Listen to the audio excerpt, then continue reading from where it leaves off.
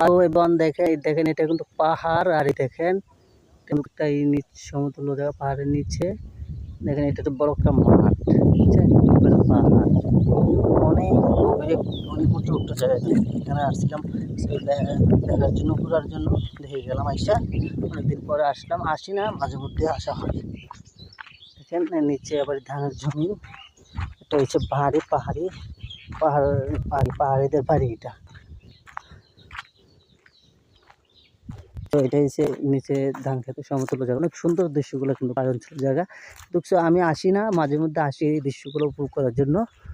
তো আপনাদের থেকে যদি ভালো লাগে আইসে ঘুরে যেতে পারেন। রাঙ্গামাটি জেলা, লংগদু থানা, 7 নং বাগাসত্তর ইউনিয়ন, 7 নং ওয়ার্ড। আইসা ঘুরে যেতে পারেন।